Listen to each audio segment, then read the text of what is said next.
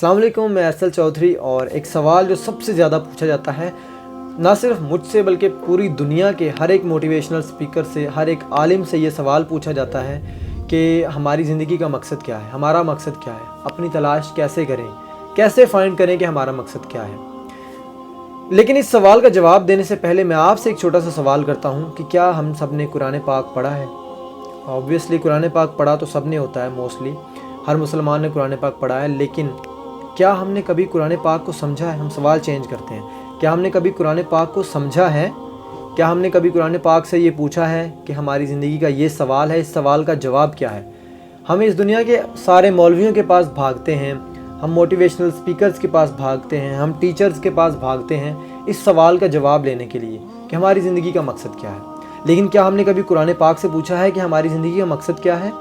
कुरान पाक के पास हमारी ज़िंदगी से रिलेटेड हर सवाल का जवाब है। कुरान इस सवाल का जवाब कुछ इस अंदाज़ में देता है। कुरान पाक जो हमें इस सवाल का जवाब देता है वो ये है कि हमारी ज़िंदगी का मकसद, इंसान की ज़िंदगी का मकसद है अल्लाह ताला की इबादत करना और उस दिन के लिए तैयारी करना जिसे हम द डे ऑफ जजमेंट कहते हैं। मतलब क़यामत के दिन हमने अल्लाह के सामने हिसाब देना है, उस दिन के लिए तैयारी करना और अल्लाह पाक की इबादत करना, ये है इंसान की ज़िंदगी का मकसद। क्योंकि ये दुनिया की ज़िंदगी हमें मिली है उस दिन की तैयारी के लिए। हमारे पास वक्त बहुत कम है और हमें अपने आप को एक अच्छा इंसान बनाना है, बेहतर इंसान बनाना है, अपने आप को प्रिपेयर करना है for the day of judgement.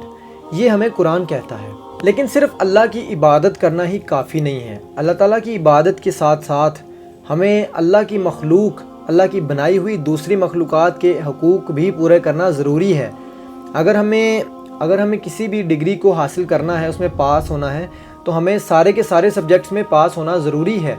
अगर हम एक सब्जेक्ट में पास हो जाएंगे, बाकी सब्जेक्ट्स में फ़ेल हो जाते हैं, या बाकी सब्जेक्ट्स में पास हो जाते हैं और एक सब्जेक्ट में भी फ़ेल हो जाते हैं, तो हम आगे नहीं बढ़ सकते, हम कामयाब नहीं हैं, हम नाकाम हैं।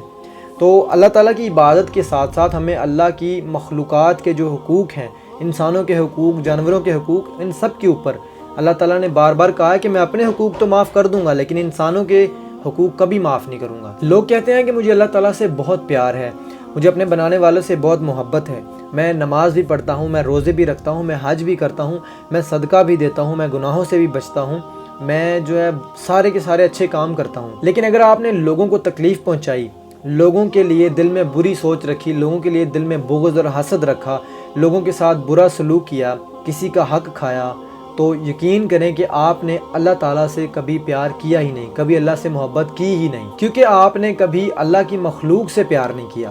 अगर आपने अल्लाह की मखलूक से प्यार नहीं किया, जो अल्लाह की बनाई हुई मखलूक है, उससे आप प्यार नहीं किया, तो आपने अल्लाह से प्यार कैसे किया।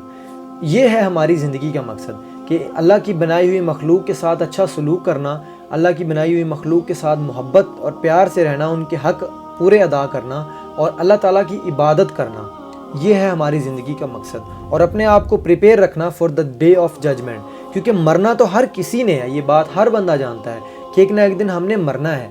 आज नहीं तो कल, 100 साल बाद, 40 साल बाद, 50 साल बाद, कभी ना कभी तो मरना है ना। तो क़यामत के दिन अल्लाह ताला के सामने जब हम खड़े होंगे तो हमें क्या जवाब देना है। तो उस दिन के लिए अपने आप को तैयार करना हमारी ज़िंदगी का मकसद है, और उस दिन के लिए अपने आप को तैयार करने के लिए हमारे पास वक्त बहुत कम है।